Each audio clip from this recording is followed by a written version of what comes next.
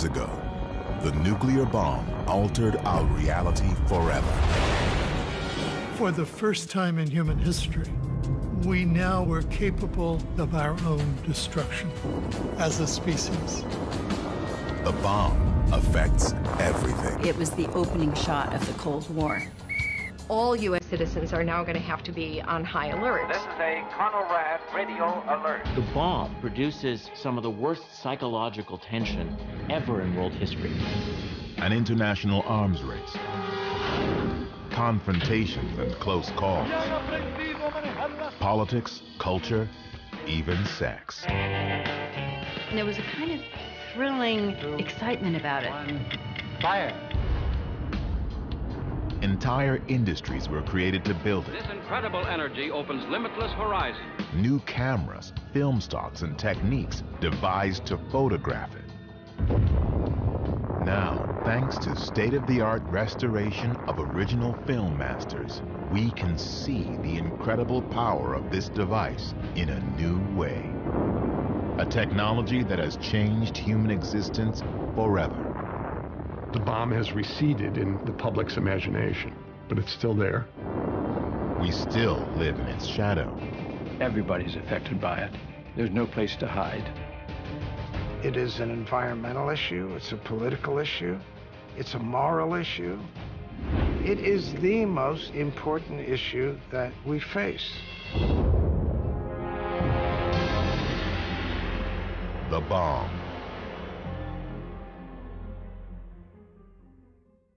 The Bomb was made possible in part by contributions to your PBS station from viewers like you. Thank you. It first appeared in the New Mexico desert, a place the Spanish called Jornada del Muerto, Journey of the Dead. Here, miles and miles from anywhere, the bomb came to life. The exact spot is inaccessible, hidden inside a 3,000 square mile weapons range. But for a few hours once every year, it's open to the public. Thank you. I'll be like Mike Tyson. They come from all over, like pilgrims to a shrine, to see and stand in the spot where the nuclear age began. Where the modern era started. It's probably what it is, turning point. The ground zero, where it actually happened. Well, it's world history too. It changed everything. The bomb that was tested here 70 years ago turned night into day and set the world on a new and dangerous path. It was a beginning that would lead to over 1,000 nuclear explosions through 5 decades. Test after test in desert landscapes, on tiny islands. A Cold War that brought the world to the brink and produced an enormous stockpile of bombs, most of which could destroy in one instant a city and much more. 60,000 nuclear weapons between the United States and the Soviet Union. If something should go wrong, the consequences would be catastrophic, not simply for one nation or another, but for mankind. No less than the discovery of fire, the bomb marks a dividing line between all that came before and everything that follows. Nuclear war would entail the end of civilization. This was a millennial change in human affairs. Everyone was at risk.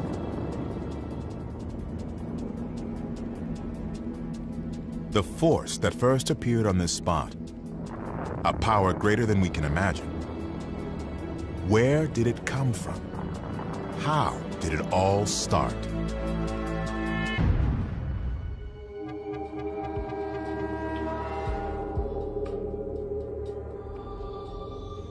The understanding of how the world worked was being revolutionized. And in 1938, in Germany, and it's important to emphasize in Germany, the greatest revolution of all occurred. In Berlin, two German chemists, Otto Hahn and Fritz Strassmann, discover that bombarding uranium with neutrons creates a different substance, barium. They have no idea why.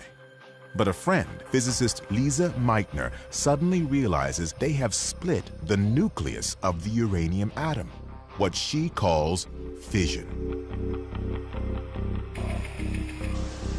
Meitner publishes her conclusion in the scientific journal Nature. The news begins spreading through the international physics community. The implications of that were obvious to physicists all over the world. Out of a little bit of material, it can produce an enormous amount of energy. The timing could not be worse. Nazi Germany is on the rise. Adolf Hitler is about to start World War II.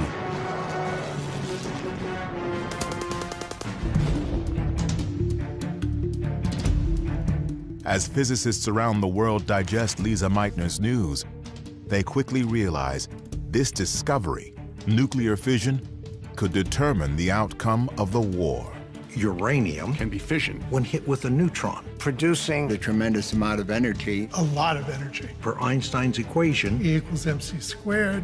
Every physicist knew All over the world, an atomic bomb could be built. By the Nazis.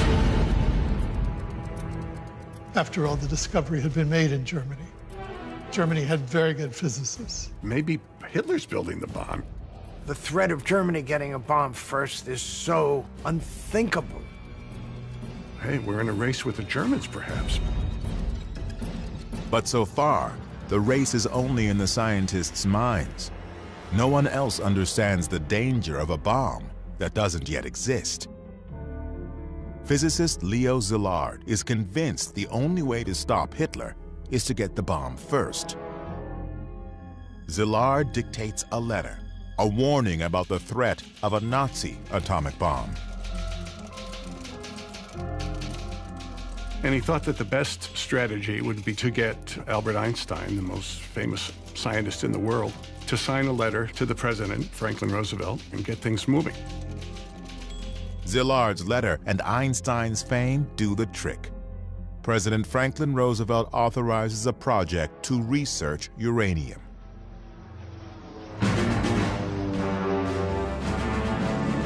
Two years later, the Japanese attack Pearl Harbor. Hitler declares war on the U.S. America is fighting two wars against Germany in Europe, Japan in the Pacific. Suddenly, Roosevelt's uranium research project is critically important. What began as scientific inquiry is about to become a crash program to build a bomb.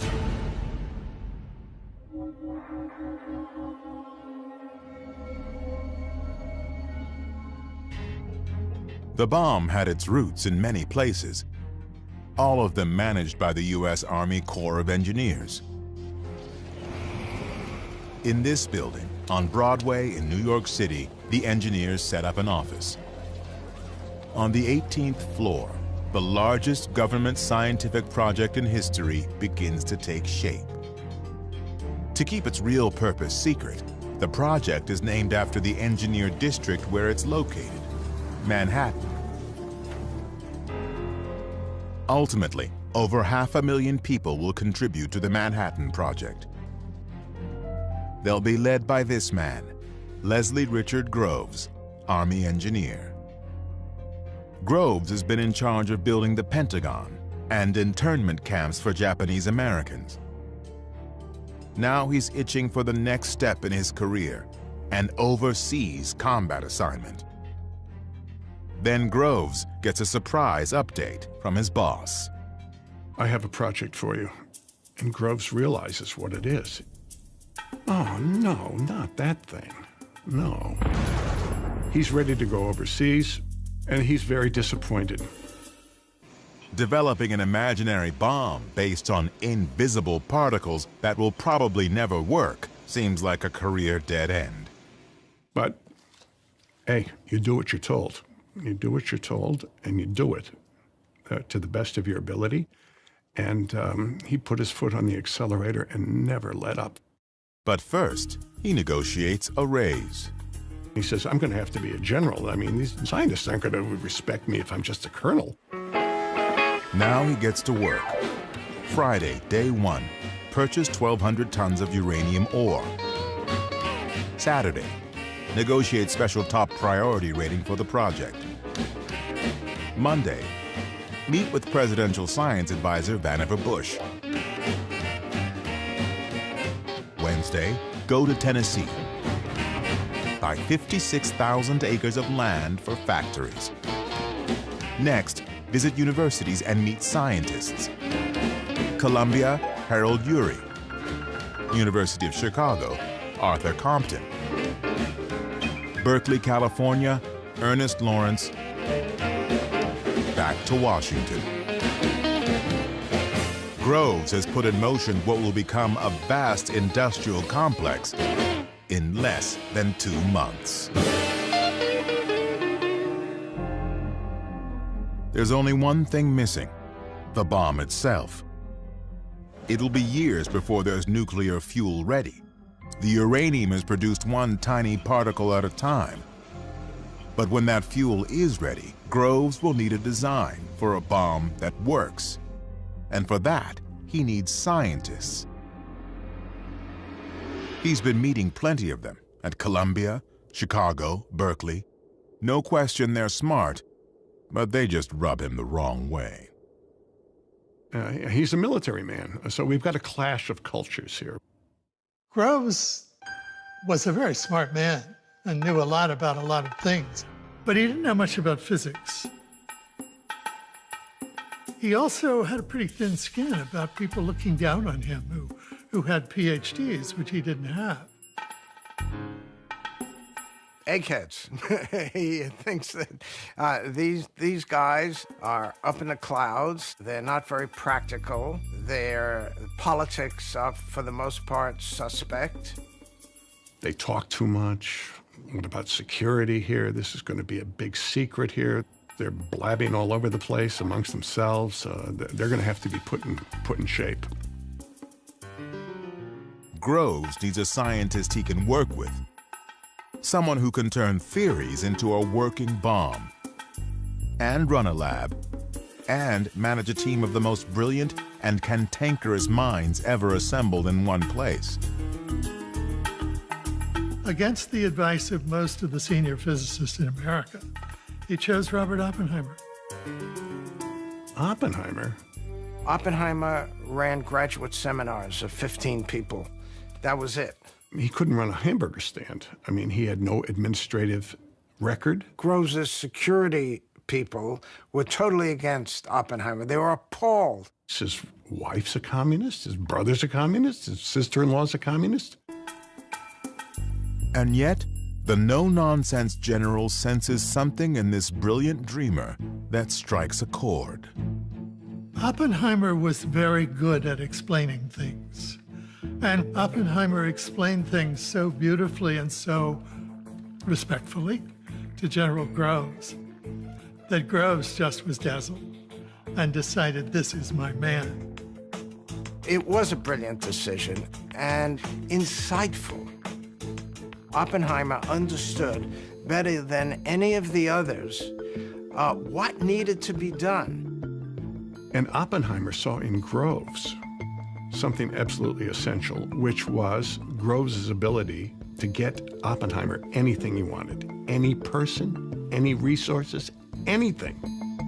General Leslie Groves and Dr. Robert Oppenheimer, complete opposites, yet each in his own way a virtuoso, together are made for this moment. The two of them were bound together, and both saw in each other what I call the route to immortality.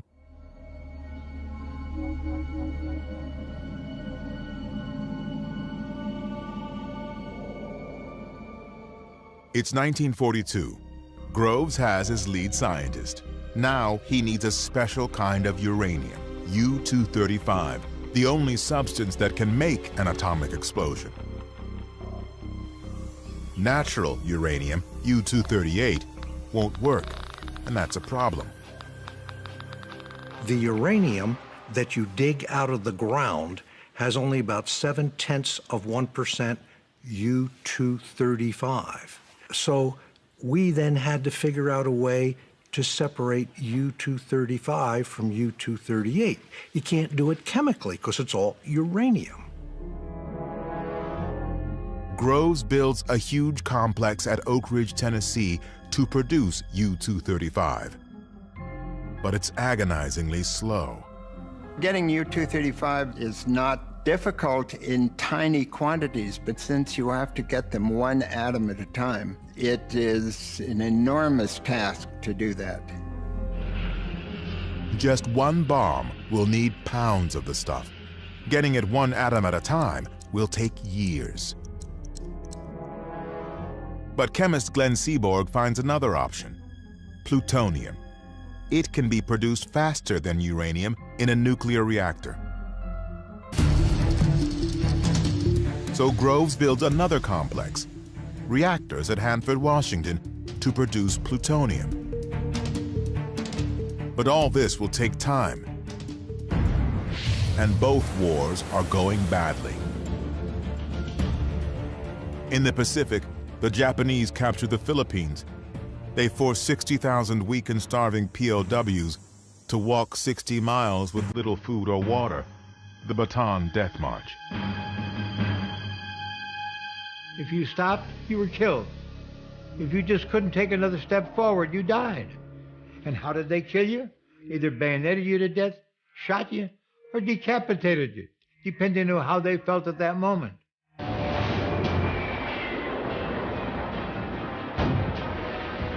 The war with Germany is just as bad. German U-boats are creating havoc in the Atlantic. Hitler's armies occupy Europe, North Africa, and are hammering the Soviet Union. And no one knows how close the Nazis are to an atomic bomb. Groves is, of course, consumed by this question of what the Germans are up to. The Nazis are already committing unspeakable atrocities. If Adolf Hitler gets the bomb, he will be unstoppable.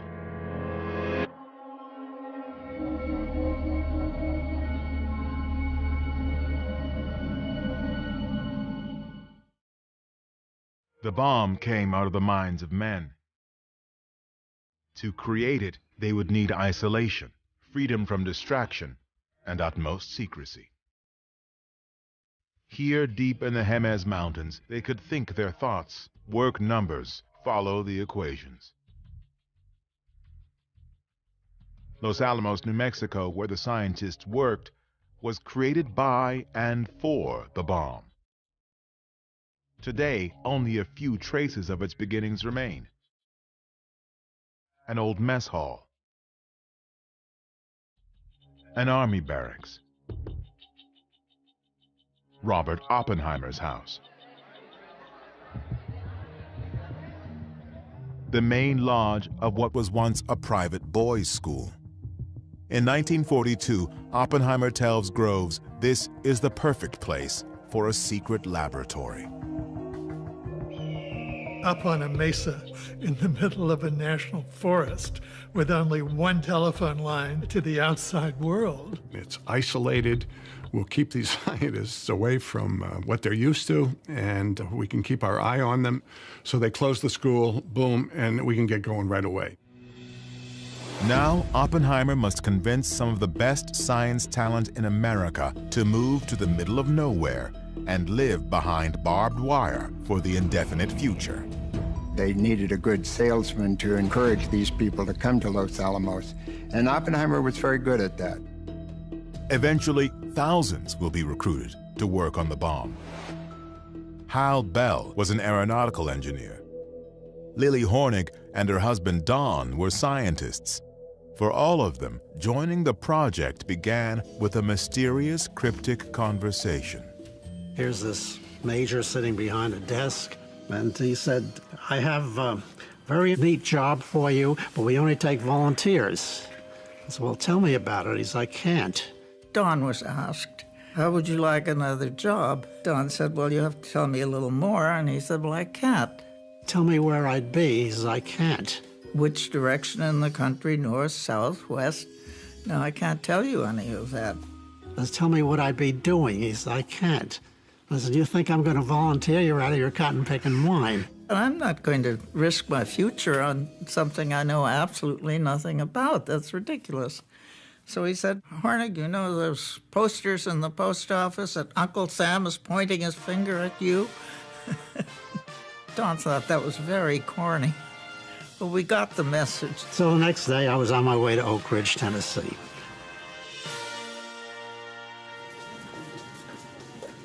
Yet even in the midst of a national emergency, some assets are ignored. The women at Los Alamos ran the schools, the libraries, they did a lot of the calculations, but this was a male environment. Some women do work as typists and machine operators, but of more than 400 scientists at Los Alamos, less than 10 are women. Lily Hornig is one. They said, how fast do you type? And I said, I don't type. And they said, what makes you think you can have a job? I said, I'm a chemist with a master's degree and a year of work experience. And eventually they turned up a job in the chemistry division. So they took some women, but they made it very clear that we were not top drawer. The first lesson everyone learns is secrecy. Officially, Los Alamos doesn't exist. It's called Site Y, or The Hill. The bomb is referred to only as the gadget. You only need to know enough to do your job and no more. And don't be inquisitive about anything more. Everything was hush-hush, go where you're told, and there was no preliminary information given to me. They knew exactly who I was and why I was there. And that was better than I knew. I knew very little about the project. I just picked up rumors about their building balloons up there, submarines. You did not talk about bombs, atoms, uranium. You just didn't say that. My wife didn't know what we were doing. Oak Ridge, Tennessee, where uranium is produced, has been created nearly overnight. This was a town that 1 year before had just been a farm and suddenly was a large city with 70,000 people, houses, streets. Los Alamos, New Mexico is far more remote and much less developed. One of the scientists here, Hugh Bradner, has a movie camera. The Bradner home movies offer a rare glimpse of life at Los Alamos. The films are remarkable because they exist at all. A look inside the most secret facility in the world, hidden deep in the remote West. Many of these people had come from, urban academic places, and here they were living a rather primitive life.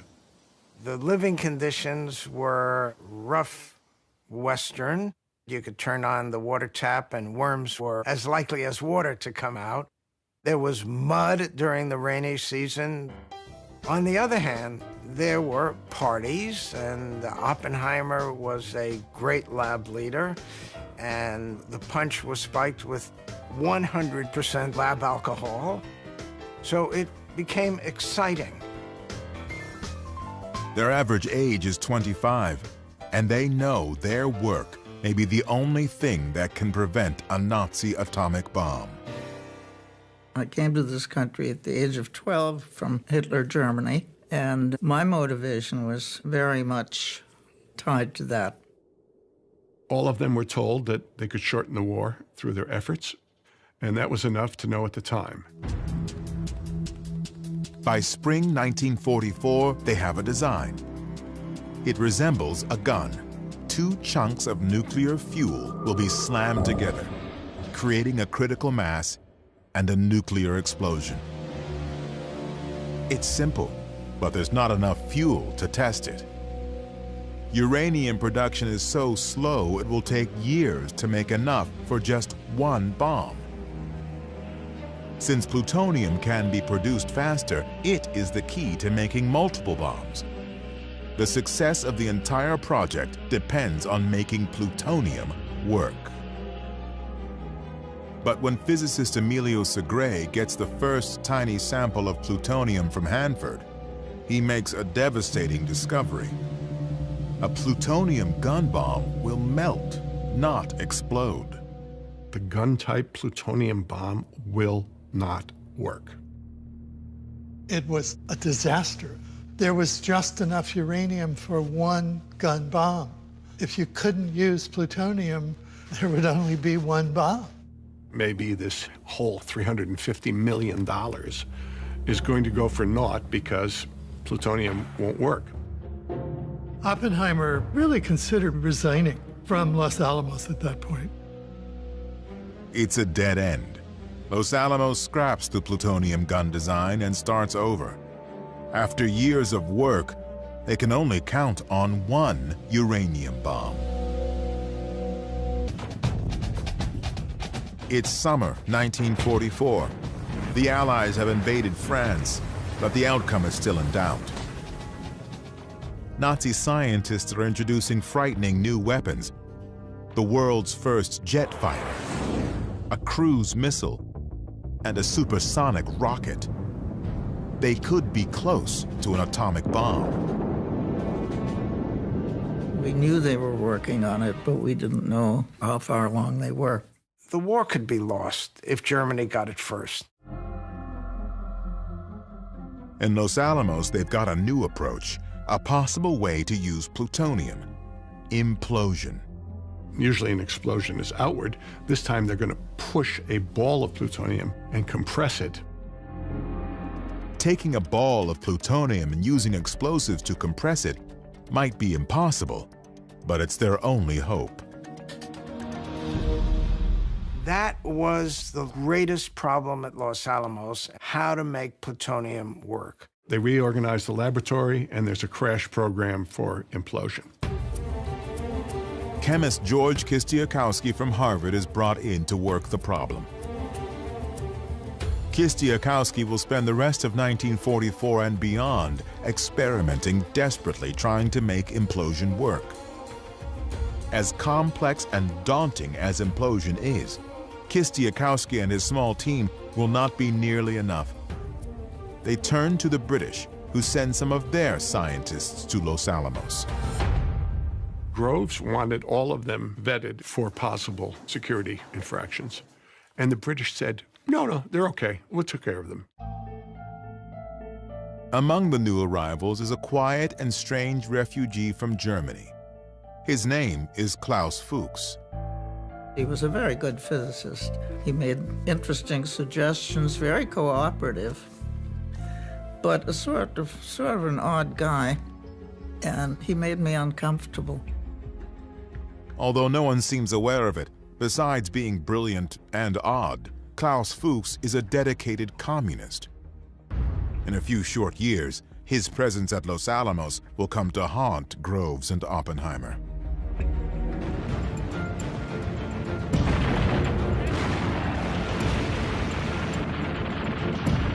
By early 1945, the war in Europe is in its final months. Nazi Germany is being squeezed between Americans, British and French on the west, and Soviets on the east. In Los Alamos, the design for the uranium gun bomb is complete. All that's missing is the uranium. There should be enough for one bomb by summer.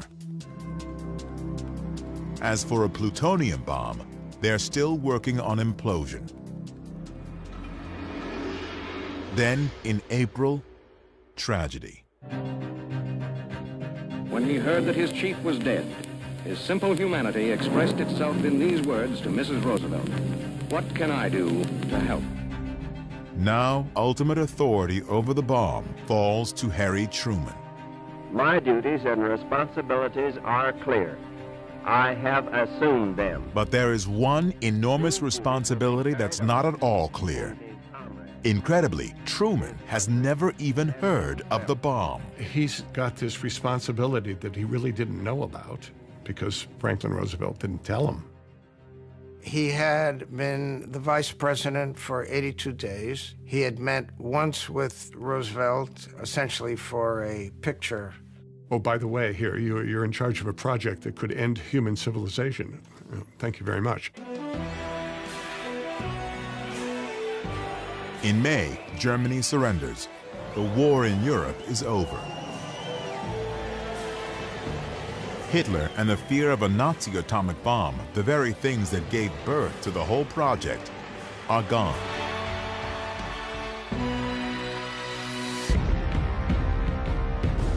But in the Pacific, the war against Japan is still raging.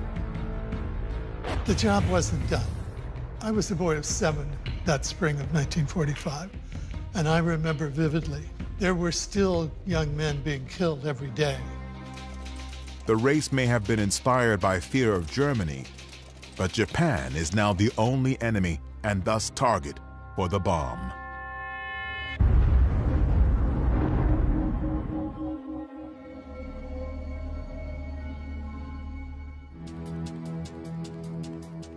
The very first bomb was called the Gadget. After 3 years and $2 billion, this is it. A 6-foot sphere filled with batteries, electronics, explosives, covered with cables to set it off and measure what happens. At its center, a grapefruit-sized ball of plutonium, the core. If this thing works, the world will never be the same. Everything comes down to a test in the New Mexico desert, code-named Trinity. It's July 1945. They've been preparing for months, putting in roads, shelters, and bunkers, miles of cable. It's the biggest science experiment in history. If it works, they'll set off the world's first atomic explosion. No one has any idea what that will be like. They need to measure, record, photograph everything. Radiation levels, shock waves, temperatures, all unknown, all must be documented.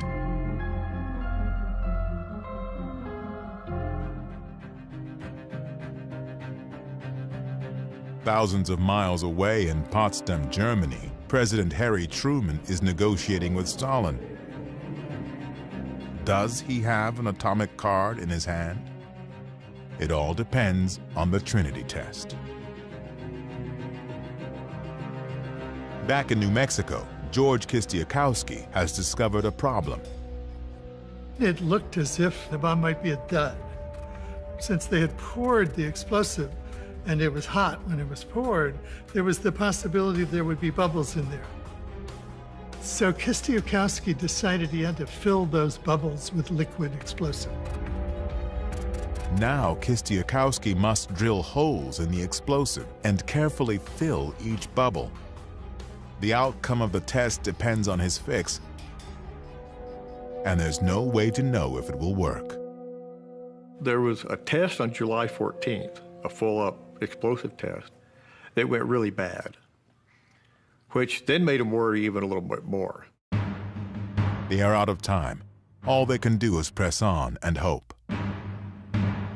They'll hoist the bomb to the top of a 100-foot steel tower. They pile mattresses under it, just in case. Thousands of people, years of work, are on the line. The last crucial piece, the grapefruit-sized plutonium core, a $350 million box, is delivered by car from Los Alamos. In Potsdam, Truman waits. The test is scheduled for tonight. It begins to rain. We're going to have to postpone this thing. So there's great nervousness. Most everybody really had a knot in their gut about all the electronic connections and there's a zillion things could go wrong. The weather looks bad, but Groves refuses to give in. And Groves becomes his own weatherman here and decides, we're going to have this test at 5:30. It looks as though it might clear just enough to get the test in. Dawn was just beginning to break. We heard the countdown. 10 seconds. It's July 16, 1945. 3 years, hundreds of thousands of people, the futures of Groves and Oppenheimer. Their careers involved. There's $2 billion spent. Unproven science, a president waiting, a chance to end the worst war in history. Will it work?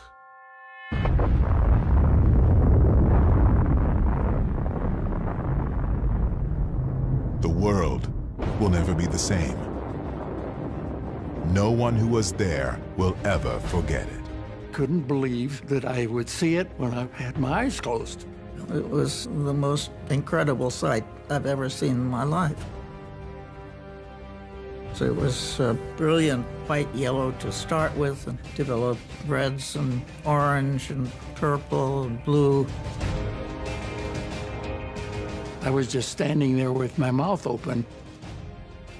Engineer Jack Abbey has brought his camera. I snapped the shutter wide open. Jack Abbey's picture is the only properly exposed color still photo from that night. A new age has begun. The bomb is about to change everything. I have to admit I didn't feel much of anything except great joy that it was a success. It was really later that we all began to think more about it. The thing worked. And there was plutonium flowing from the Hanford reactors to Los Alamos. Groves now knows they can make implosion bombs as fast as plutonium is produced. In Potsdam, Truman gets the news. What to do about the Russians here? Should we tell them? What's going to happen after the war? Truman tells Stalin the U.S. has a powerful new weapon. Stalin barely reacts, because he already knows. Klaus Fuchs has been telling the Soviets all about the bomb. Stalin and the people closest to him were very well informed about the progress of Manhattan Project. And that's partly why at Potsdam, Stalin kind of just looks at them and doesn't say much. Back in the U.S., now that the atomic bomb is a reality, some scientists are having misgivings about using it. Leo Szilard, who warned of a Nazi bomb, drafts a petition to the president urging him to consider the moral consequences. Offhand, I'd have to say the scientists were probably about evenly split for and against. Scientists also worry that using nuclear weapons now will put the U.S. in danger after the war by encouraging Stalin to pursue the bomb. They thought if they are used, they are likely to precipitate a nuclear arms race with the Soviets. Some scientists urge a demonstration of the bomb to give the Japanese a chance to surrender. But to the Japanese, surrender does not seem to be an option. They send kamikazes, suicide pilots, against U.S. ships. In battle after battle, their soldiers kill themselves rather than be captured. The U.S. is now firebombing their cities. 100,000 Japanese die in one night in Tokyo alone. Their war is hopeless, yet they still refuse to surrender. The next step seems unavoidable. Invade Japan itself. Thousands of Americans and perhaps millions of Japanese will likely die. For Harry Truman, the bomb seems by far the lesser evil. I may be faced with an actual land invasion of Japan. So if there's anything that can shorten the war before that and prevent it, I'm for it. On July 26th, the Japanese are given an ultimatum: surrender unconditionally or face destruction. The Japanese were not interested in unconditional surrender. They wanted their emperor to remain in power. They wanted to oversee their own war crimes trials. They did not want U.S. occupation of the home islands. the Japanese reject the ultimatum. Now, all the pieces fall into alignment. Japanese leaders who cannot bring themselves to stop. A massive science project that has spent $2 billion racing to create the bomb. A president facing a horrific battle who suddenly sees an alternative.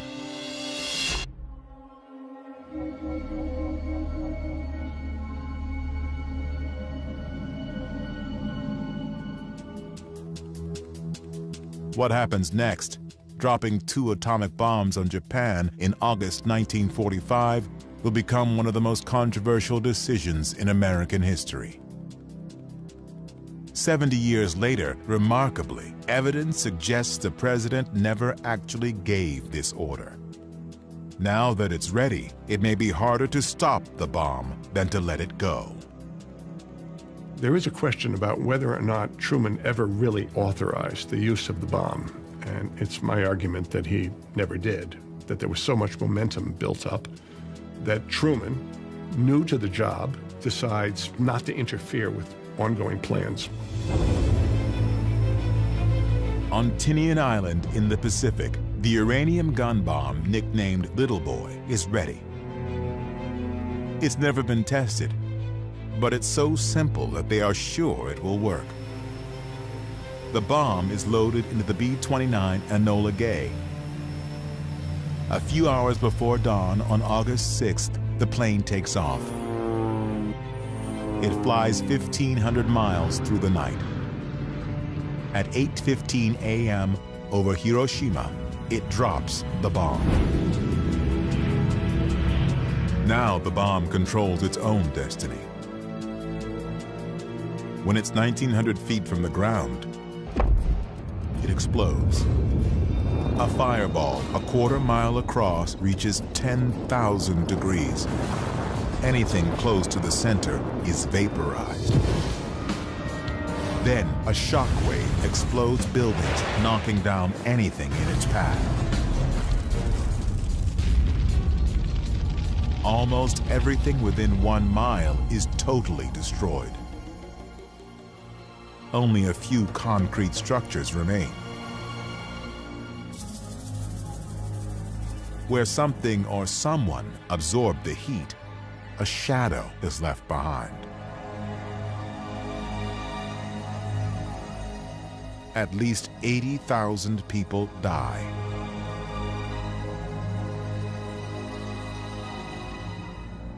Other bombings have killed more people. What's new about Hiroshima is how easy it was. 1 plane, 1 bomb. And still, even after this, the Japanese will not surrender. The shock of the first bomb didn't quite do it, actually. They couldn't even at first accept that Hiroshima had been bombed. The Japanese have their own plan to end the war. Behind the scenes, they have been secretly talking to the Soviets, hoping the Russians will broker a deal with the US, a conditional surrender. But 2 days later, the Soviet Union declares war on Japan. Now, the brokered conditional deal the Japanese hoped for is dead. But there's still no sign of surrender.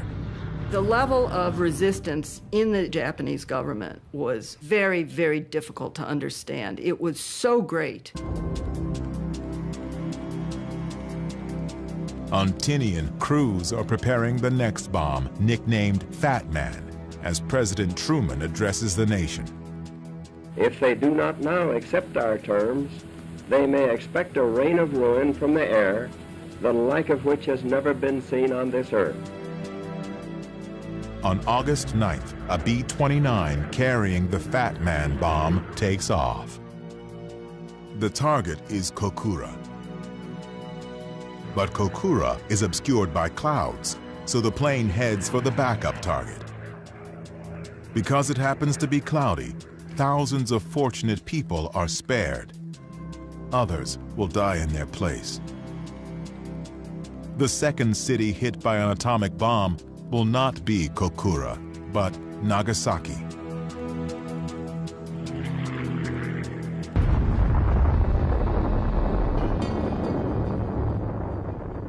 Nearby in POW Camp 17, Lester Tenney sees the explosion. We saw this tremendous cloud rise, and it was the most unusual thing. It seemed to have a pedestal, and we had no idea what it was.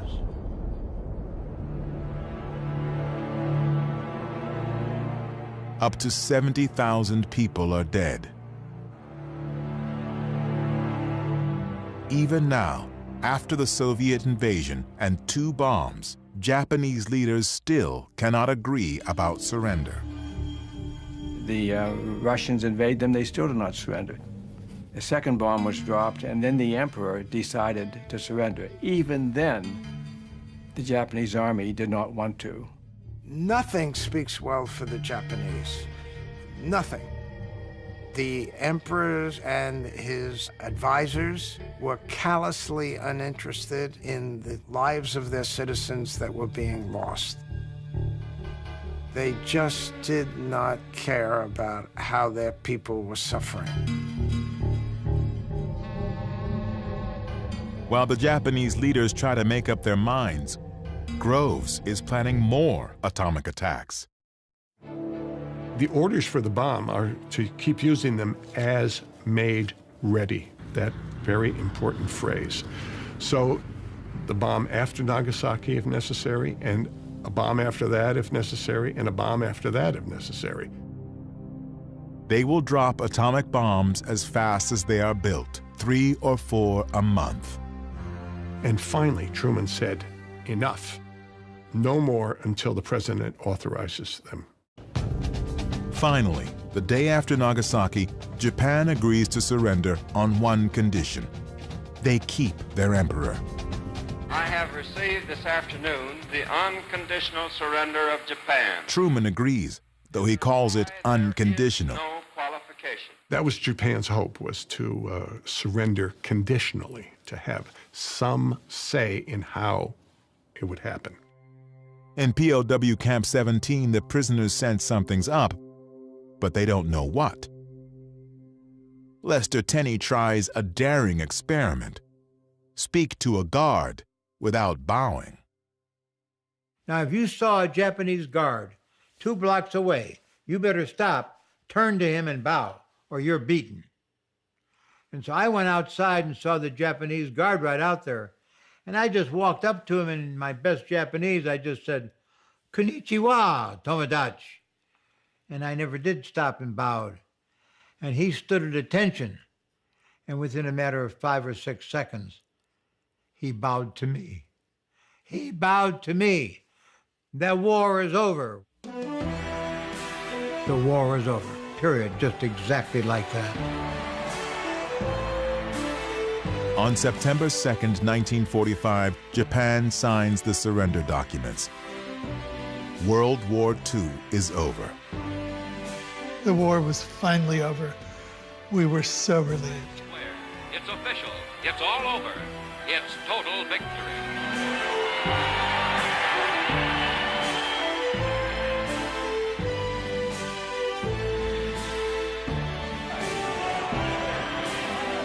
It's time to celebrate not only the end of the war, but the remarkable new bomb that helped win it.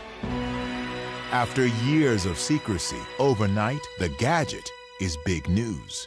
And all of a sudden, it's not only out, but here it is in the newspaper in front of me. I bought 6 papers of the different kinds, but it was a shock.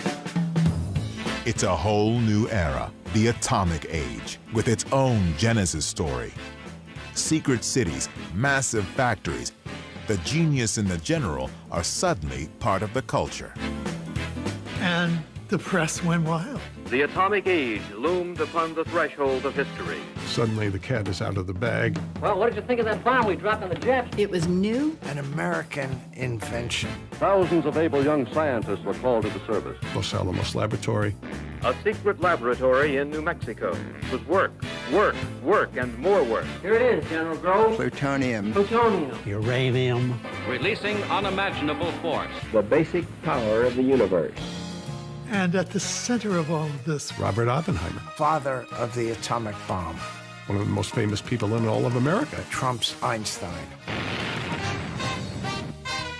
The triumph of the bomb, winning the war with science, seems the perfect American success story. Good thing it was dropped, ended the war, saved American lives, end of story.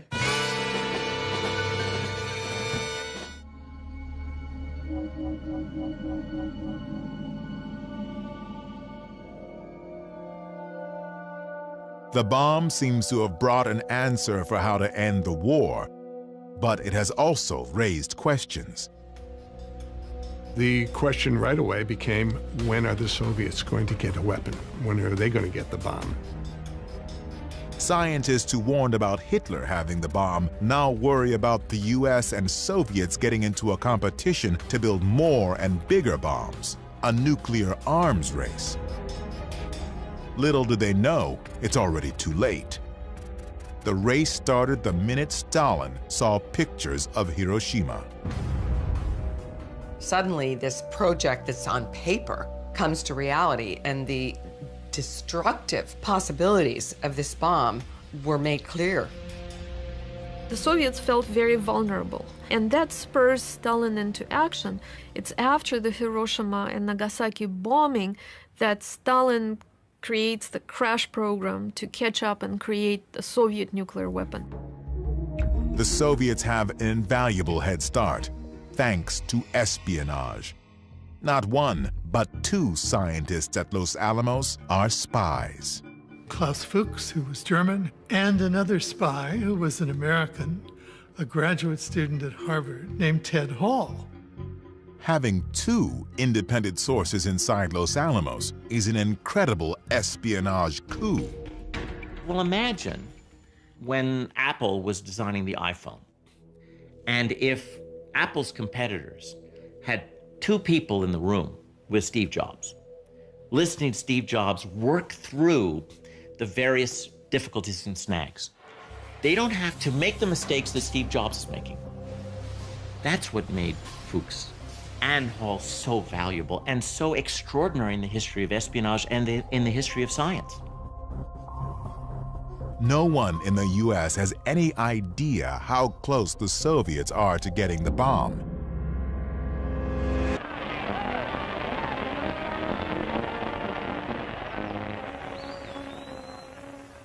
With the war over, Americans are getting back to normal, enjoying peace.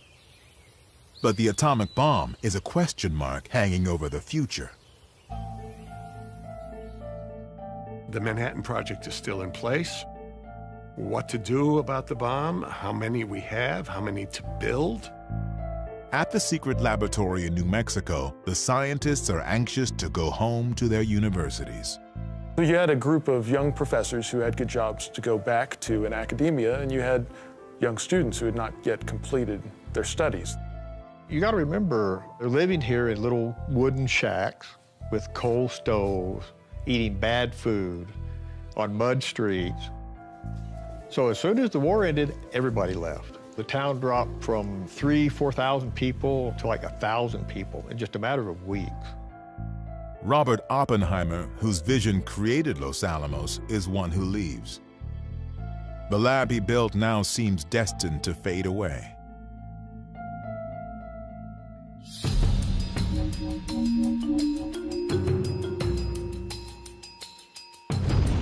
In the summer of 1945, Trinity, Hiroshima, and Nagasaki opened the door to the new age.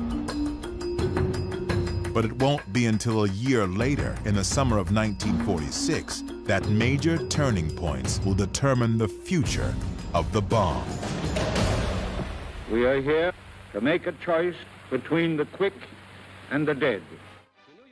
It begins in June at the United Nations, when the U.S. offers the world a plan to get rid of the bomb. 1, manufacture of atomic bombs shall stop. 2, existing bombs shall be disposed of pursuant to the terms of the treaty. America will give up its atomic bombs if other countries pledge not to build them and agree to inspections. It's an idea that will become known as trust but verify. The Soviets refuse to pledge anything unless America gives up the bomb first. The battle to save mankind from destroying itself is still deadlocked. It is later than we think. Debate will continue for months. It's late June 1946, and the nuclear arms race will soon explode. Time now is measured in seconds. 5, 4, 3, 2, 1, fire! Just a few weeks later, a huge fleet of warships is sent to the bottom of the Pacific Ocean by the atomic bomb. Today, they still lie where they sank, Bikini Lagoon. Here, in July 1946, the public would be invited to witness an atomic explosion for the first time. The U.S. military would discover how vulnerable it was to its own bomb, and the future of Los Alamos Laboratory would be guaranteed. All the result of an event appropriately named Crossroads. Crossroads is the brainchild of this man. Lewis Strauss, or Strauss as he liked to be called.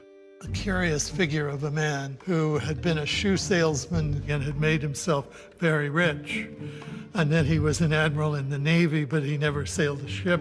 Extremely politically ambitious. Strauss is worried about the Navy. How will the new atomic bomb affect its future? Historically, what did we have in the country? We had an army and a navy. What does the bomb mean for each of them? It's the thing to have. It's a winning weapon. Everybody wants it. But only the Air Force has it. And in 1946, the Air Force is still part of the Army. People have been arguing that the Navy's obsolete. Now, Air Forces will control how wars are fought and won. The traditional line in the Navy during the Cold War was, remember, the Soviet Union is our adversary, the Army is our enemy. Lewis Strauss thinks he has the perfect answer to the Navy's problem. A bomb test to prove Navy ships can survive atomic weapons. Operation Crossroads. Sort of a contest between the Navy and the Air Force, in which Air Force bombers will try and sink Navy ships. The first casualty in the contest is Leslie Groves. The Navy, not Groves, will be in charge of Crossroads. They'll do the test in the middle of the Pacific Ocean at the tiny island of Bikini. The Navy evicts the residents and assembles a target fleet. Over 90 captured German, Japanese, and surplus U.S. warships will be bombed. There'll be 3 explosions, Able, Baker, and Charlie. 1 in the air, 2 underwater. Crossroads is a huge operation.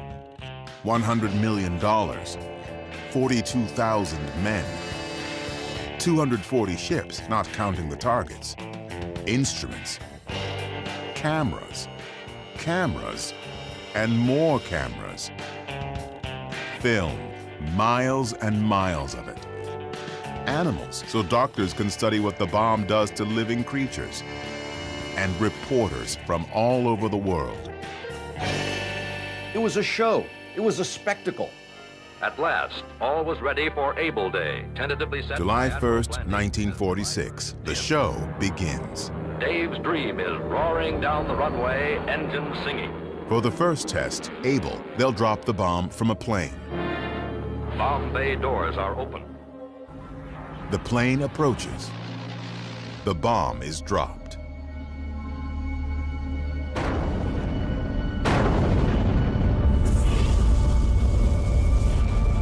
Unfolded are a myriad of majestic, startling, and awesome effects, a panoply that only the cameras can record in faithful detail. The bomb, the same Fat Man model dropped on Nagasaki, has a force of 20,000 tons of TNT. B-17 drones flown by remote control are sent into the mushroom cloud to take measurements. It's the first nuclear explosion to be witnessed by the public. But the public is 18 miles away, and after all the buildup, a bit disappointed as to the size of the flash. You didn't see ships flying through the air, and the first reaction was, the atomic bomb, not such a big deal. 3 weeks later, a second test, Baker. This time, the bomb will be underwater. The scientists think it's a terrible idea. They warn that exploding an atomic bomb underwater will create a witch's brew of radioactivity, releasing enough plutonium to poison the entire armed forces of the U.S. They knew what was going to happen when you set off an underwater explosion. It was going to make a lot of contamination. But I guess they lost out to Admiral Blandy. Navy Admiral William Blandy is the man in charge of Crossroads. And from the start, he's got a PR problem. I am not an atomic playboy, as one of my critics labeled me, exploding these bombs to satisfy my personal whim. Many considered it a boondoggle. The bomb will not start a chain reaction in the water, converting it all to gas and letting all the ships on all the oceans drop down to the bottom. There was a tremendous amount of pressure, I think, on the Navy to try and convince the public that this was worthwhile. Bikini Atoll and Baker Day, the underwater explosion of the 5th atomic bomb. The bomb and instruments are set into action. Aboard the Los Alamos firing ship, nerves are stretched to the breaking point. 5 radio control circuits will set off the blast in this prelude to push-button warfare. 3, 2, 1, fire.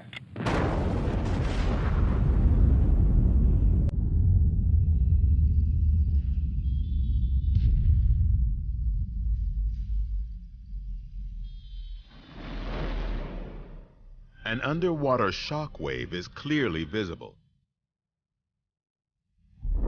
In the first 1 second, 2 million tons of seawater are lifted into the air.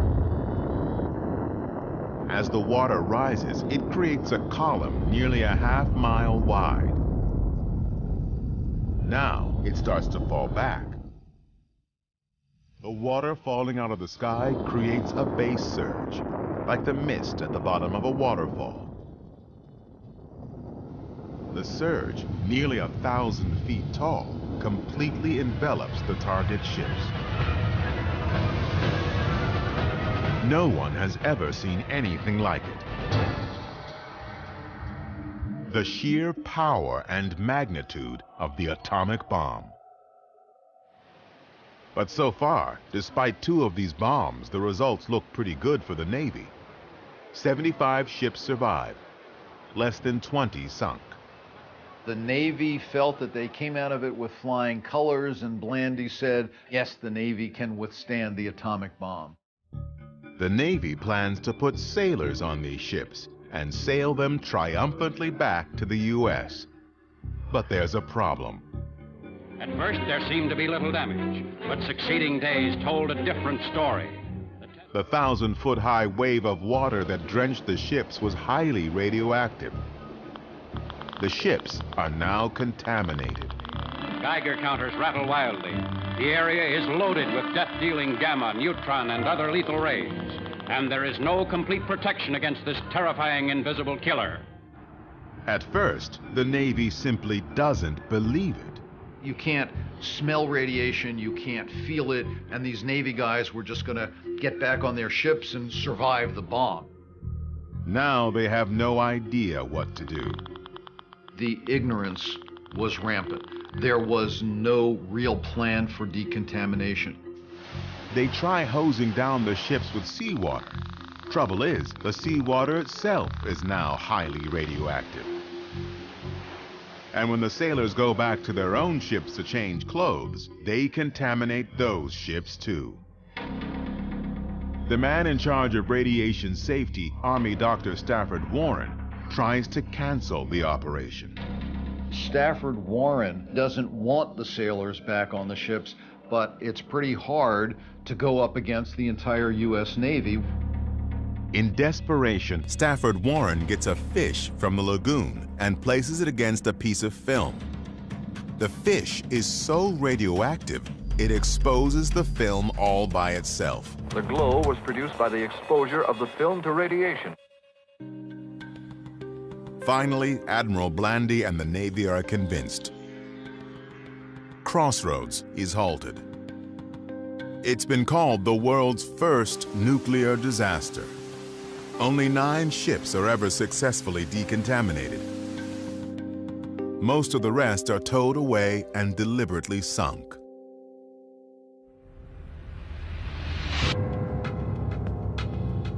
The Air Force will remain the primary keeper of the bomb for now. But Crossroads turns out to be a good thing for Los Alamos. I don't think the laboratory would have stayed in business very long had we not had a customer. But the Navy came in and gave us a job. It gave us some work to do and kept the laboratory going through some very uncertain times.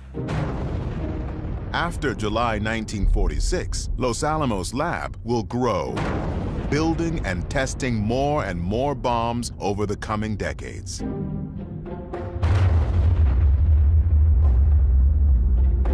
Crossroads also becomes part of popular culture. Even today, the Baker shot remains the most enduring single image of the power of the bomb.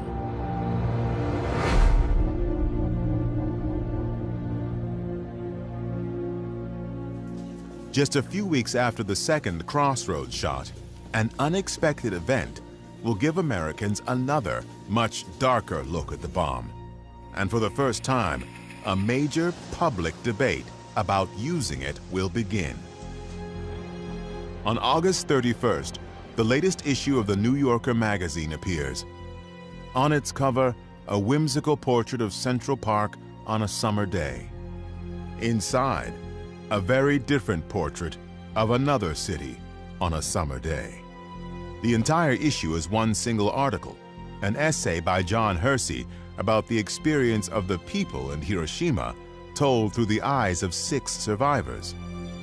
One's a Catholic priest, one's a tailor's widow, a couple of them are doctors, kinds of people that Americans can relate to. The special issue sells out in hours. Hiroshima by John Hersey. This astounding report, written for the New Yorker magazine, has deeply affected thousands of Americans. Radio networks in England, Canada, Australia, and the U.S. preempt regular programming and do live readings by actors. This chronicle of suffering and destruction is not presented in defense of an enemy. It is broadcast as a warning that what happened to the people of Hiroshima a year ago could next happen anywhere. Chapter 1, A Noiseless Flash. At exactly 15 minutes past 8 in the morning. No one had ever seen the consequences of a nuclear bomb. And the knowledge of what this meant doesn't really soak in until afterwards. Now, in August 46, a year after Hiroshima, one essay is giving the world a whole new perspective on the bomb. It has enormous consequences. It begins to make people rethink their attitudes towards nuclear weapons. But nuclear weapons are becoming the key to U.S. security. Harry Truman and his advisors begin to think atomic weaponry can be the basis of diplomacy. Former Secretary of War Henry Stimson worries that Americans are turning against nuclear weapons. So he writes a response to the New Yorker piece to justify using the bomb. It says there were 2 choices, use the bomb or invade Japan. And it is a false framework. There were alternatives to both the bomb and an invasion. Would Japan have surrendered without our using the bomb? There's no way of answering it one way or the other. We cannot relive history. If Truman had not used the bomb, why didn't he? My son was killed because you didn't use the bomb? An American airplane. The debate continues to this day. All that is certain is that life in the atomic age is turning out to be more complicated than it seemed when the bomb first appeared.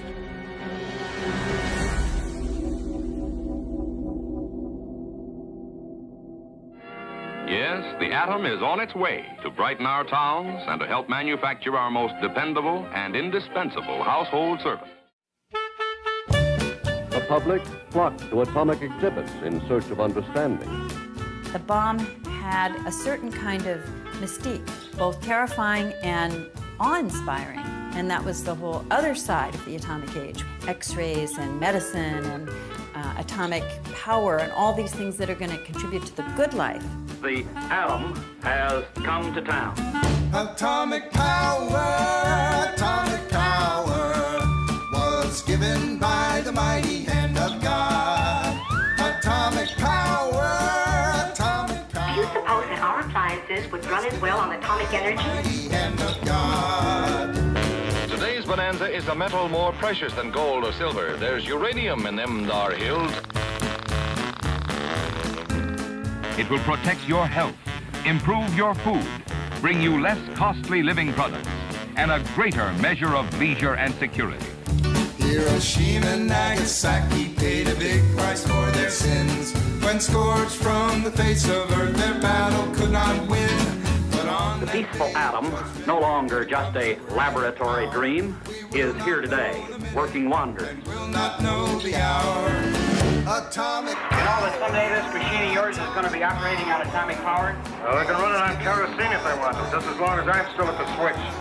With the ever-increasing use of nuclear energy, more towns may eventually become atomic cities. By the mighty hand of God.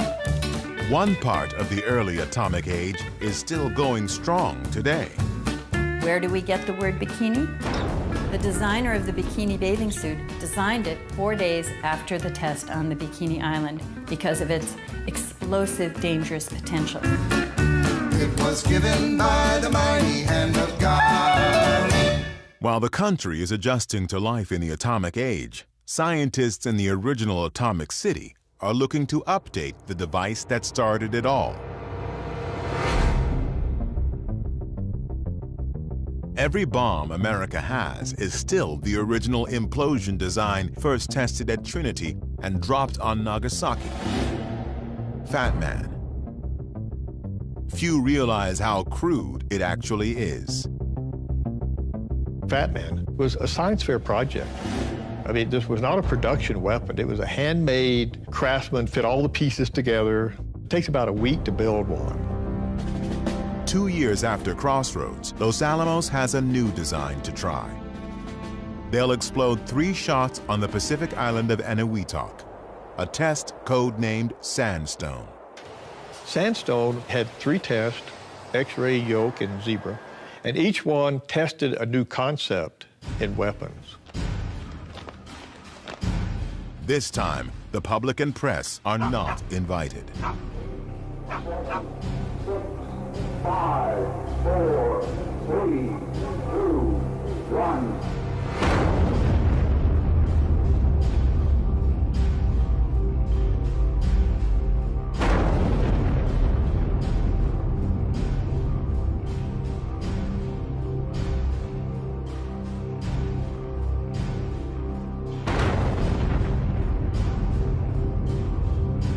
Sandstone is the end of an era.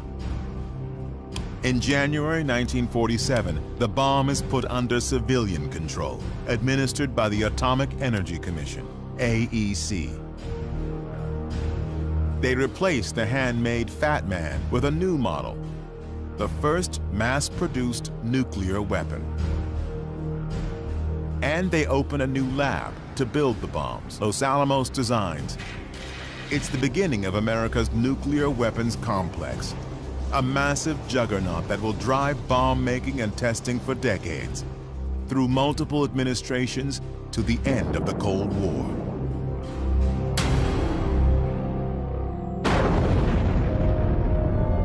The year after Sandstone, another test. But this one isn't at Bikini, Eniwetok, or New Mexico. It's in Kazakhstan. To the immense surprise of everyone, the Soviet Union tested its first atomic bomb, and the balance of power was suddenly and dramatically shifted. Testing the atomic bomb in the Soviet Union was very important because this is about balancing. If you have this possibility, you're feeling yourself much safer. Psychologically, we are now on the same level with the United States. Now, the United States cannot dictate to us. If the power of the atom was God's gift to America, well, now he had given it to our enemy too. It was a very, very scary moment for the United States. How to respond now to the Soviet Union having a bomb. We need a quantum leap beyond the Soviets. We have to stay way ahead of them. Some believe the answer is hydrogen fusion, the same energy that powers the sun. A hydrogen or thermonuclear bomb could be far bigger than an atomic bomb. There would be no theoretical limit to the size of the bomb you could make. The leading advocate for the hydrogen bomb is physicist Edward Teller. Teller is kind of egotistical, and rightly so. He's a really smart guy. But he was kind of hard to get along with.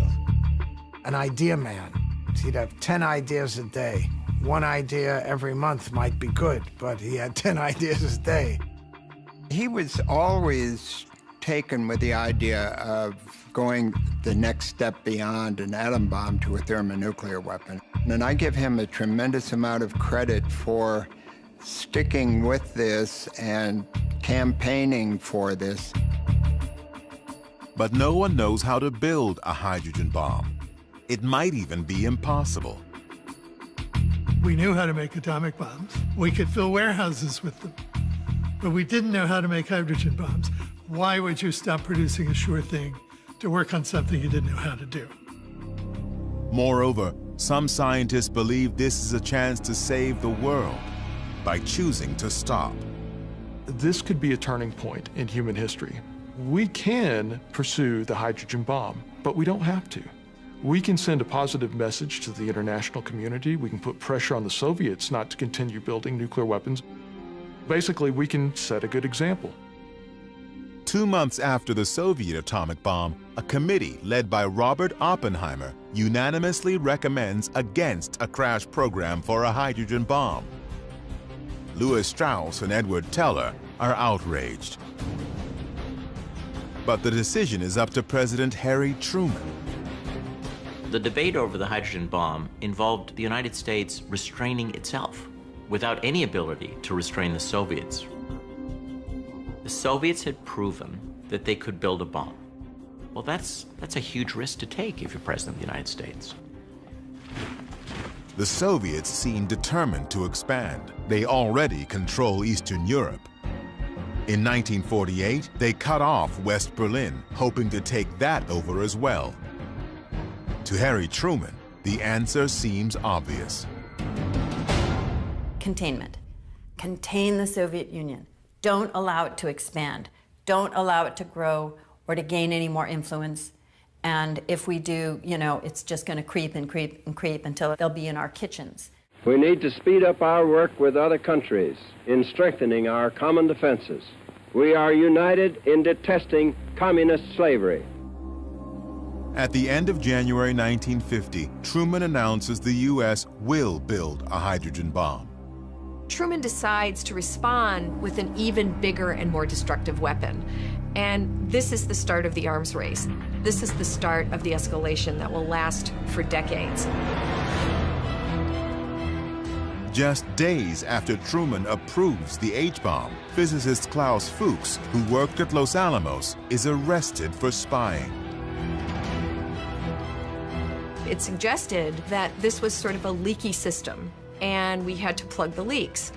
It was a shock, and this was one of the first major events that set in motion the era of McCarthyism and the Red Scare.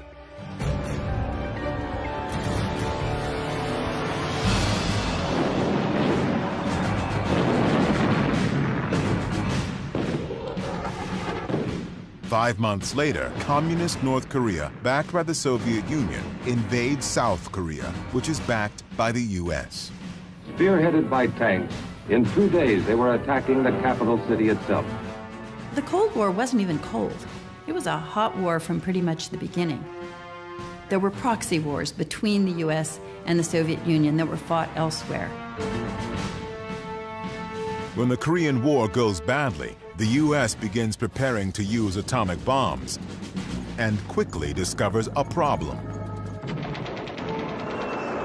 Korea is a very mountainous country, and there was concern that the bombs would not have much effect, that if we used the bombs, it might diminish their threat in the eyes of the Soviet Union, so they were never used in Korea.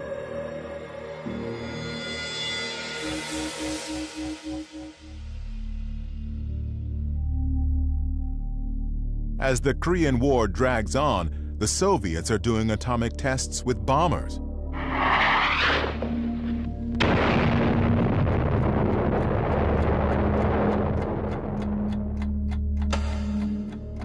Some atomic scientists have created a symbol to show how close the world stands to nuclear catastrophe, the doomsday clock. At first, they set it at 7 minutes to midnight. Now, with a nuclear arms race accelerating, it's reset to 3 minutes to midnight. 3 minutes to global disaster.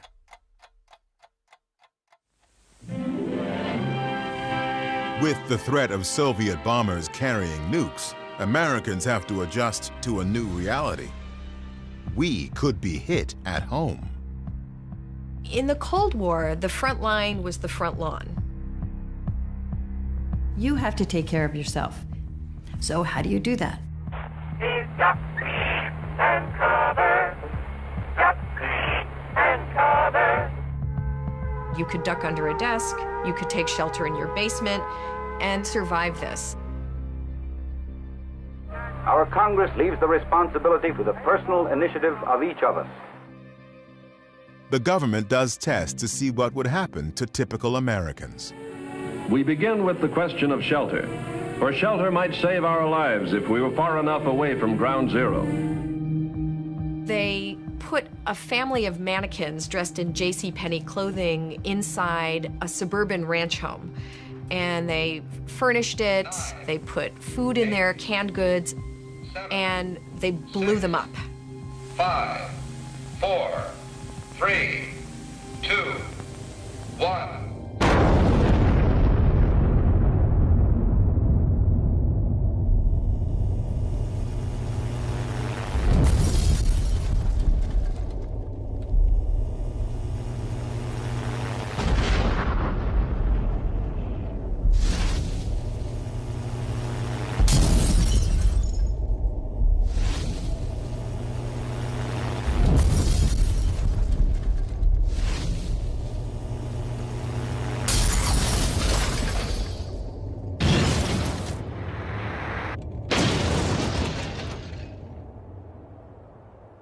In fact, the mannequins are blown into various states of dismemberment. But civil defense administrators, the lesson they took from this is that if you took the proper precautions, you could move through this. But only if you do the right things. A house that's neglected is the house that may be doomed in the atomic age. A series of civil defense tests were made to discover the effects of atomic heat on American homes. The house on the right, an eyesore. Old, unpainted wood. And look at the paper, leaves, and trash in the yard. All the earmarks of untidy housekeeping. The house in the middle, in good condition, with a clean, unlittered yard. Let's see what happens under atomic heat.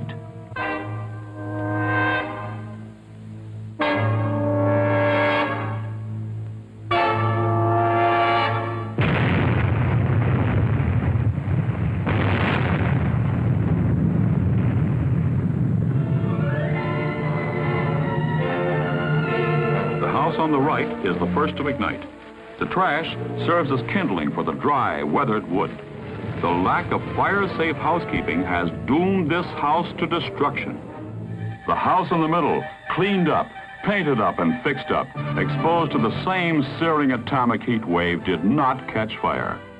The point was, if you clean up your yard and you don't have debris and things like that, you too can survive a nuclear blast. It is your choice. The reward may be survival.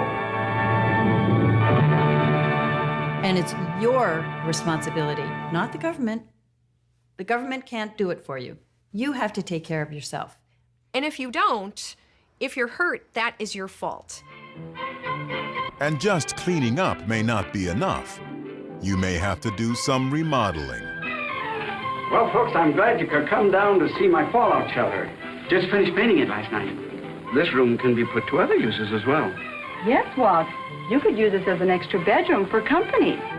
It really was the beginning of a kind of militarization where everyone is expected to be prepared. Thick, heavy walls and ceiling protect against radiation. The thicker, the better. It's this preparedness culture. Well, this finishes my fallout shelter. So what is civil defense about? Really, it's a domestic theater for purposes of diplomacy. Civil defense supported that idea that nuclear weapons should be the basis of American foreign policy, and in that sense, it was useful. We'll learn how to save lives so well it won't be worth your while to drop any bombs on us. If our adversary thinks that the society can survive, it means that our threat to use nuclear weapons is more credible.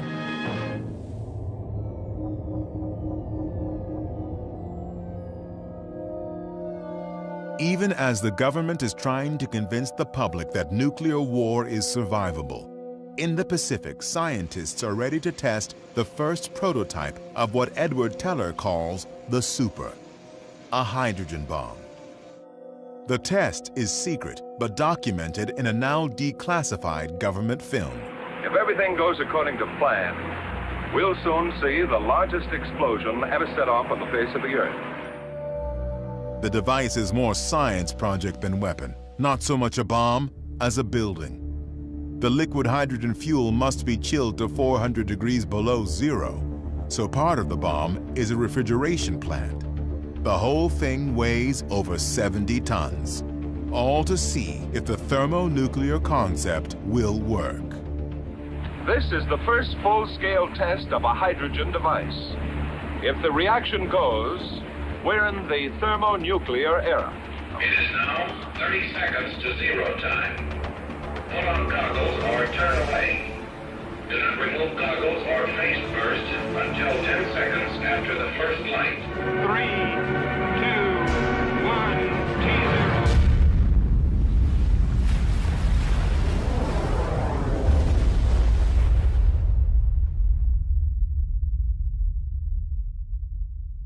It explodes with a force of 10 million tons of TNT, 600 times more powerful than the bomb that destroyed Hiroshima.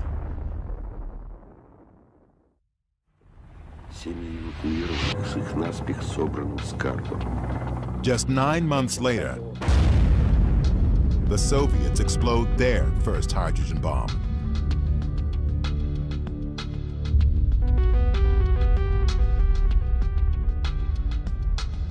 It's less powerful than America's H-bomb, but it's small enough to be carried by a plane.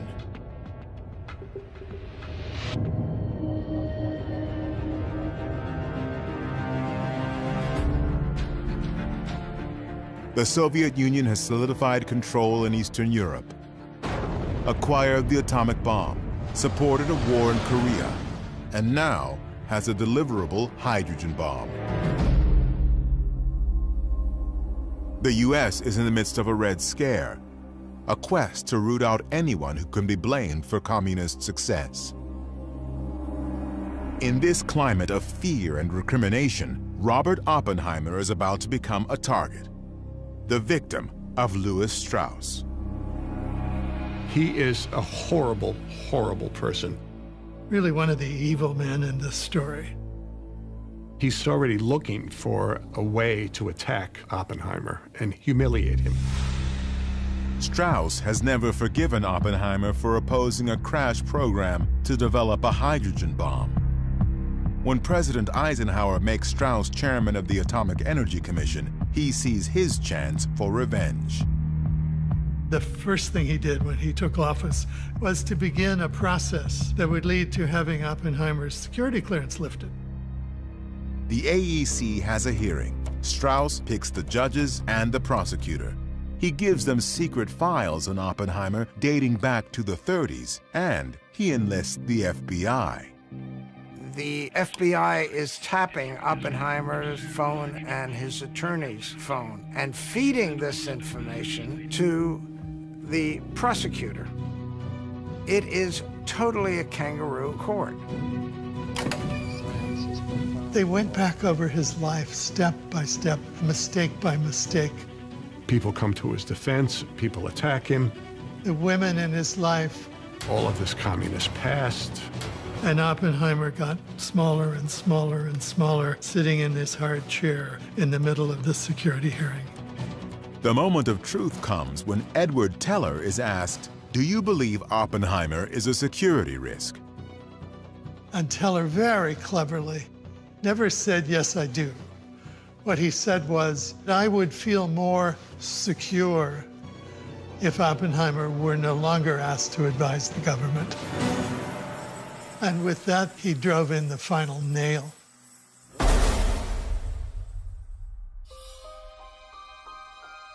The father of the atomic bomb is stripped of his clearance, kicked out of government forever. You know, it was witch hunt time.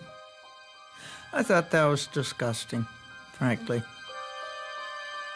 It achieved exactly what his enemies wanted to achieve. It destroyed him. It killed him spiritually. But Teller pays a price.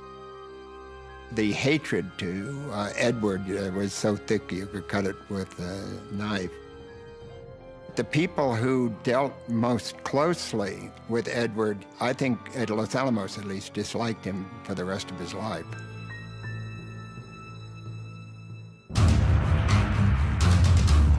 Even as the AEC is going after Oppenheimer, in the Pacific, another test.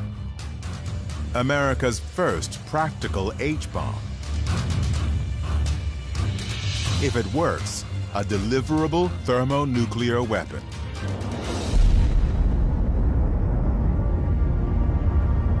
On March 1st, 1954, it becomes apparent that the bomb does indeed work. Only too well. Because of design errors, it's twice as powerful as predicted. 15 megatons, equal to 15 million tons of TNT. Approximately 1,000 times as powerful as Little Boy. This is a massive, massive weapon. The mushroom cloud rises over 15 miles, spreading radioactivity through the atmosphere.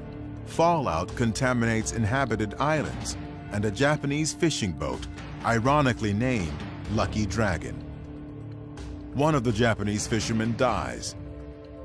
Over 200 islanders get sick. The test was secret, but the fallout makes it an international incident. It brought worldwide attention to the fact of atmospheric testing. Now, should we be testing in the atmosphere? When all that happens is this radiation's going to get in the wind currents and expose everybody to radiation. The incredible power of the H-bomb reveals the futility of civil defense. The concern before the hydrogen bomb was, could we take shelter? What the hydrogen bomb tests reveal is that that is inadequate. There may be no safety except run. It was estimated over 4 million would have died in New York City.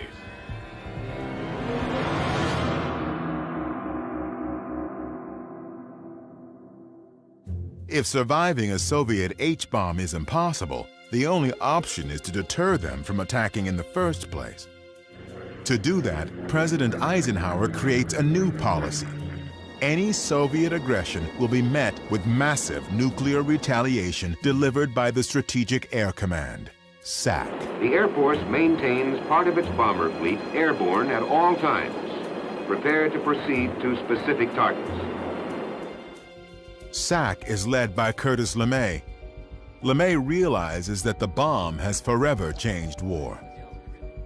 He saw very early that wars would last for days or even hours, and everything had to happen right up front.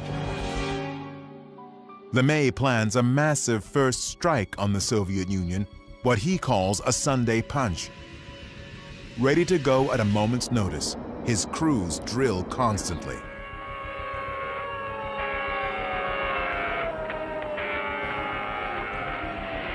B-47s and B-52s taking off from bases throughout the free world. All of a sudden, you've got 90 airplanes that are reporting this airport, nuclear weapons on board. You take off, you don't know whether it's really a mission or not. Everything is so classified. You won't get those code instructions until you're airborne. And you know that at 8 or 10 other bases, the same damn thing is happening. That these flow of airplanes are in the air, they will be coming towards the Soviet Union, and unless the Soviet Union backs down sharply, it's not going to be around. When this red phone is picked up, direct lines to SAC bases on 4 continents are seized. Massive retaliation means U.S. defense is increasingly dominated by the Air Force. The Air Force controlled 47% of the national defense budget, at which point the Navy and the Army began thinking, wow, we better get some atomic bombs too. As the military services compete, America's nuclear stockpile grows and diversifies. Los Alamos was happy to make it, and the military was happy to pay for it. And so every time they asked for something, the lab responded, sure, no problem. Nuclear weapons were viewed as just regular weapons, only bigger. How many different kinds can we fabricate? Big bombs, big warheads, little warheads. A nuclear cannon for ground troops. Even a one-man backpack nuke, a way to stop thousands of Soviet tanks from invading Germany. One nuclear round will be detonated here, 26 minutes prior to the attack. Blocking avenues of approach by barriers of flooding and cratering and landsliding, attacking autobahns or highways or railroads or bridges. Atomic demolition munitions. Eventually, the drive to make a nuclear version of anything and everything gets a little out of hand. There was a nuclear bazooka, which I think probably is a contender for being the most ridiculous. It detonated perfectly, releasing its lethal radiation. Some of the physicists said we could actually develop a nuclear hand grenade. The only problem was finding somebody dumb enough to throw it.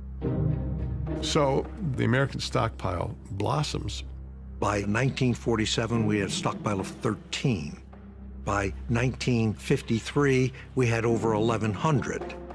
By the late 60s, we had over 31,000 nuclear weapons and 36 different types. I kind of wonder exactly, did you really need all this? But I think a lot of it was the military thought they did. And a lot, I think, is just political. You know, we have more than you, you know.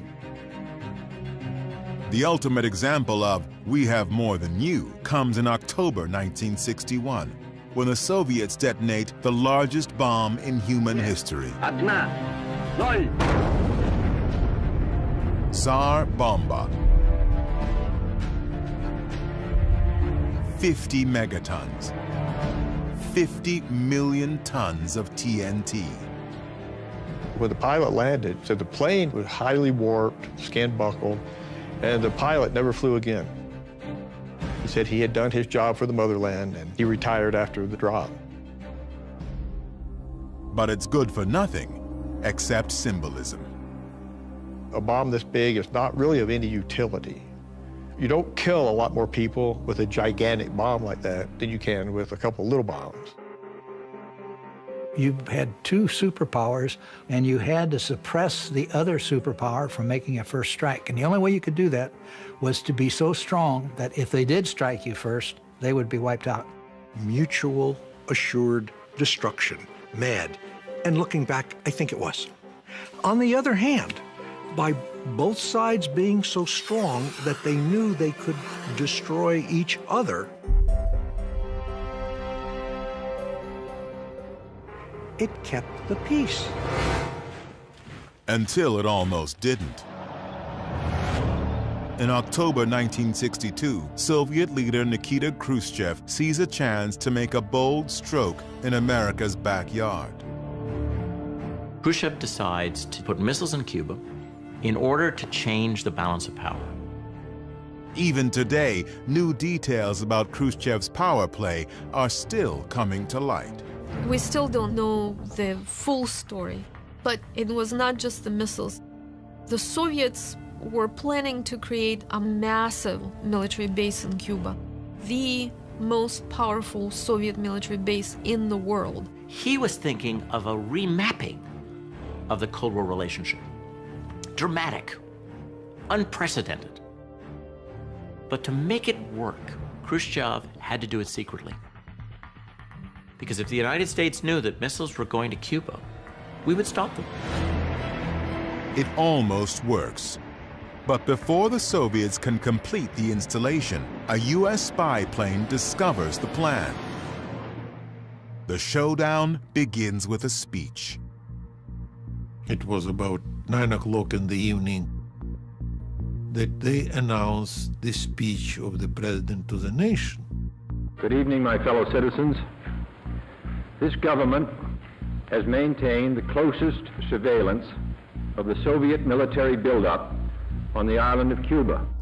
And my father told me, I think they discovered missiles. A series of offensive missile sites is now in preparation on that imprisoned island. The Soviets were very worried. They were kind of expecting Kennedy to announce not just a blockade, but maybe an invasion of Cuba. And then it will be strong possibility of the real nuclear war. And it will be end of the world. It shall be the policy of this nation to regard any nuclear missile launched from Cuba against any nation in the Western Hemisphere as an attack by the Soviet Union on the United States, requiring a full retaliatory response upon the Soviet Union. Full retaliatory response on the Soviet Union. And I knew exactly what a full retaliatory response meant and what the consequences of that would be. We would consider bombing you with atomic weapons. To see the President of the United States go on national television, tell the world that could happen, that got people's attention. At United Nations headquarters in New York, the Cuban crisis is the one and only subject of discussion. The issue which confronts the Security Council is grave. As Kennedy considers invading Cuba, he calls former President and General Dwight Eisenhower for advice. General, what's your judgment as to the chances they'll fire these things off if we invade Cuba? I don't believe a bit. You don't think they will? In other words, you would take that risk. Right. Something may make these people shoot them off. I just don't believe this will. Yeah, all right. In any event, of course, I'll say this. I'd want to keep my own people very alert. Yeah. No, hang on tight. Kennedy has no idea that tactical nuclear weapons are already in Cuba. They were thinking, well, if the Americans land in Cuba, then we wouldn't have to use at least tactical nuclear weapons to repel them, and maybe even mid-range weapons. Missile officers in Cuba had authorization from the Soviet Union to launch those missiles rather than allow them to be destroyed. Now imagine if Marines had landed on the beaches of Cuba and had been met by a volley of tactical nuclear weapons.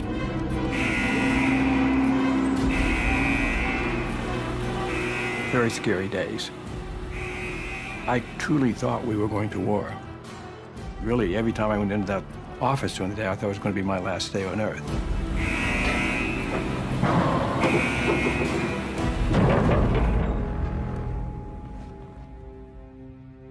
In the end, Kennedy and Khrushchev both stare into the nuclear abyss and step back.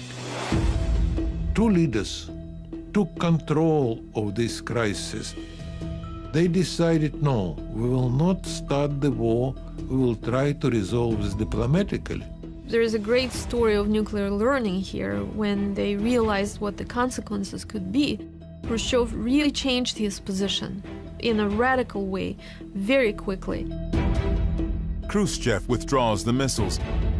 In return, Kennedy secretly agrees to remove U.S. missiles along the Soviet border. Cuban Missile Crisis was a much closer call than I think people to this day really realize. Both sides were behaving really recklessly. But once they saw what the real danger looked like, then both of them made concessions and became very reasonable. And you can even say that the Cuban Missile Crisis began the process of arms control. As President of the United States, I now sign the instruments of ratification of this treaty. 9 months after the missile crisis, the US, Soviets, and Britain agree on the first Test Ban Treaty, which bans nuclear tests in the atmosphere, in space, and underwater. And within a year, the first direct hotline is established between Washington and Moscow.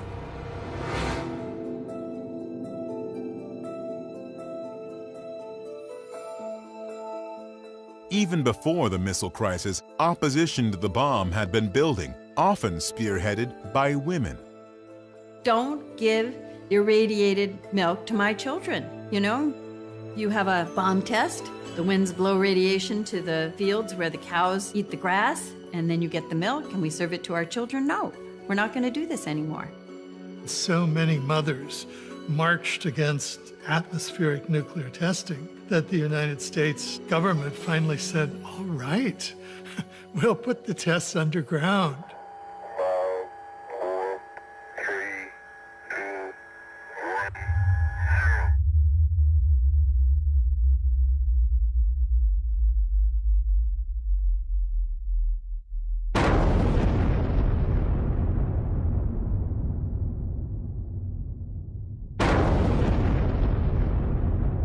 Underground tests also explore the potential to use the bomb for landscaping on a gigantic scale, possibly excavating road cuts, harbors, canals. The testing that began in 1945 and continued through 1962 included over 200 nuclear explosions.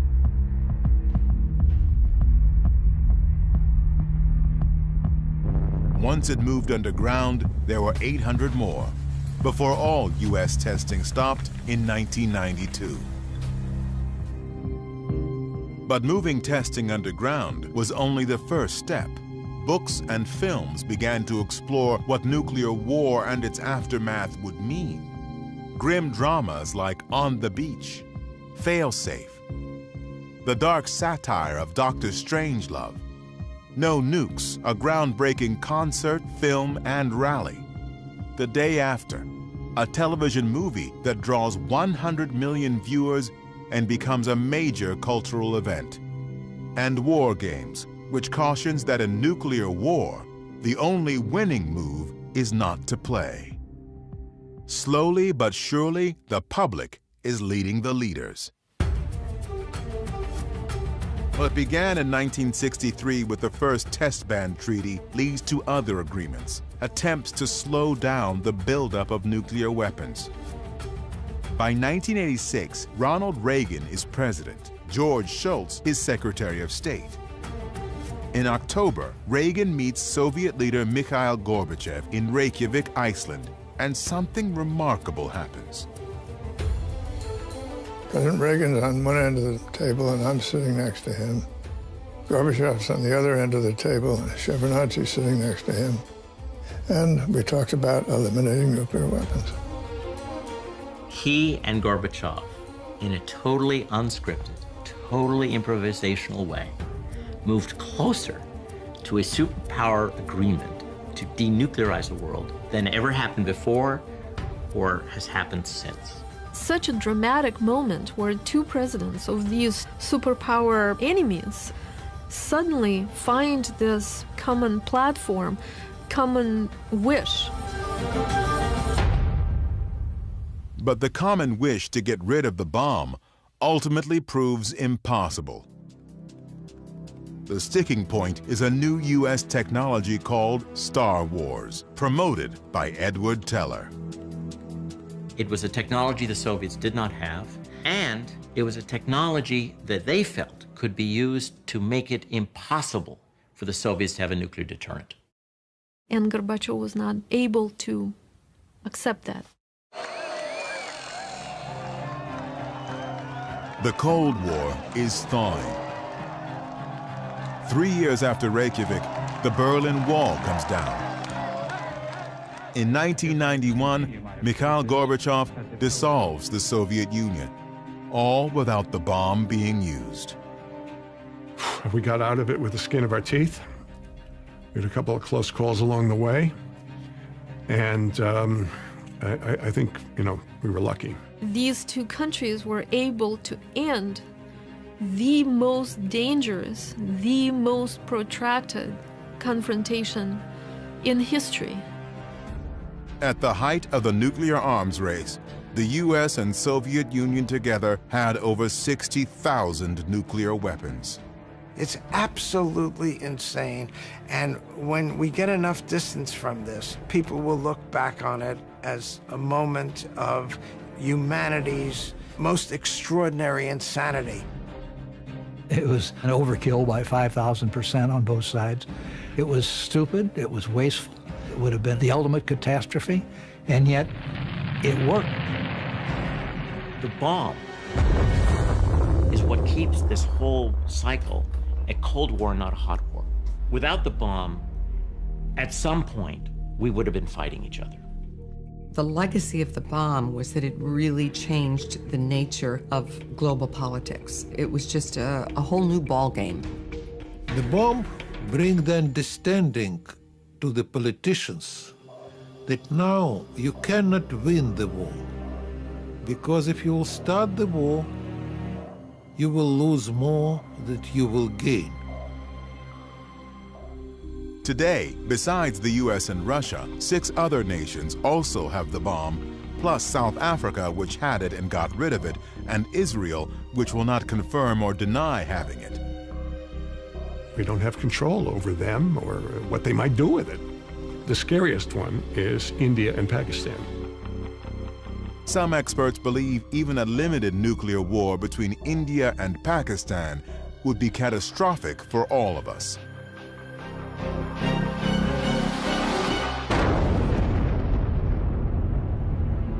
There would be so much smoke and smog from the cities burning that there would be a sort of nuclear winter around the whole world, dropping average temperatures just enough to cause crop failures worldwide. And about 2 billion human beings would starve to death. People do not understand the danger. They don't understand the likelihood it's going to happen is really high, and they don't understand the magnitude. Over 70 years ago, a few scribbles on a blackboard opened the door to a new reality. Fateful decisions set the world on a path to nuclear weapons. I don't feel any guilt or blame about it. I think my view really is if we hadn't done it, somebody else would have. And it would be with us in any case. There is no going back. The knowledge of how to destroy ourselves is here to stay. It appears that our task is learning how to live with it. I think what should give us hope is that in all the decades since 1945, not one nuclear weapon has been exploded in anger anywhere in the world. We've managed somehow to keep our thumb off the button, and let's hope we continue.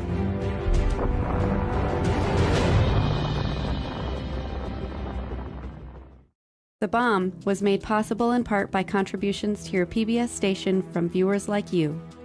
Thank you.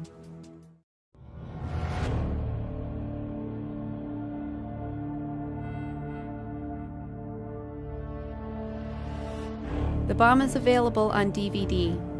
To order, visit shoppbs.org or call 1-800-PLAY-PBS.